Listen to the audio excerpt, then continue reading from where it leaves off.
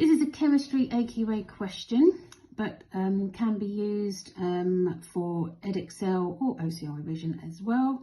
It's all about rates of reaction. So it starts with a simple symbol equation for the decomposition of hydrogen peroxide. It starts again with a definition. This reaction is exothermic. What is an exothermic reaction?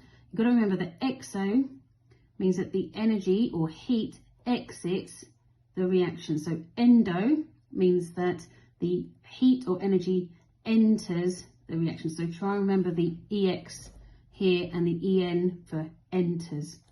So that's your simple 1 mark there. It then goes on to rates of reaction practical, set up here with a conical flask. Remember that this is called a conical with a flat bottom. It's got the hydrogen peroxide here, a catalyst to help speed it up, otherwise it will go far too slow. And your gas syringe is a method to measure the amount of oxygen given off per second. So here they've included 50 centimetres cubed of hydrogen peroxide, and they're going to measure the oxygen outtake. It then goes on to a graph here. Now this is a 3 mark graph, and it's asking you use the graph to describe the changes in the rate of reaction from 0 to 35. So describe is our command word, and it is just write down what you see. So to get those 3 marks, I always annotate where I want to mention. So you're looking for changes. So initially the rate is really quick and fast. So there's that. And don't forget to also reference data points, especially if it says use figure 1, or the graph to help explain your answer. That means they want data. So for the first point, talk about this fast bit here. The gradient is the steepest.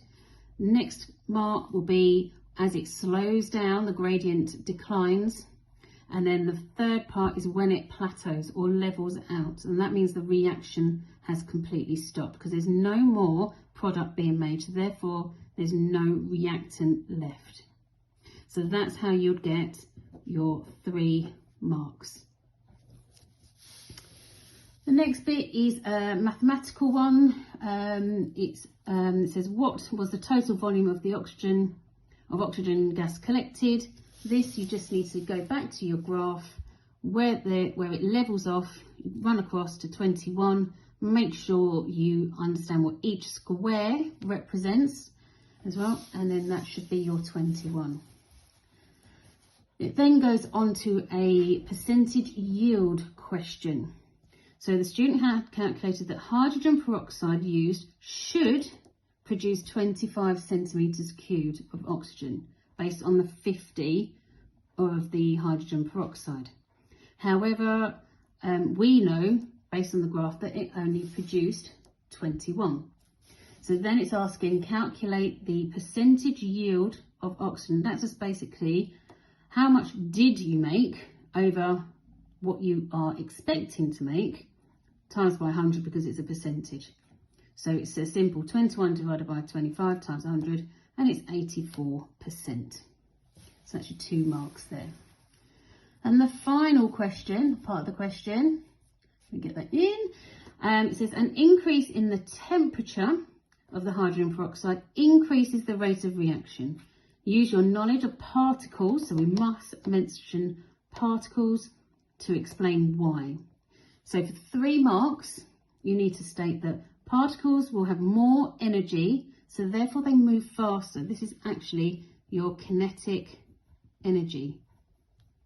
If you want to be more specific, let me move that over a bit. So what happens, they will collide more frequently because they are rushing around at a faster rate, so more collisions will happen. So definitely use the word frequency because they like it when they say the frequency of collisions has increased or decreased, depending on what the question's about. So obviously with more energy going faster, more collisions, they are going to increase the rate.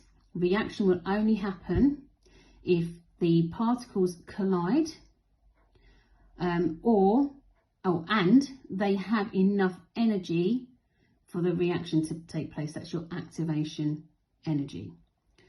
So because it's gaining more thermal energy, and it's going to collide with actually in this case, the enzyme, you are going to have a faster rate. It's all about collisions, all about energy.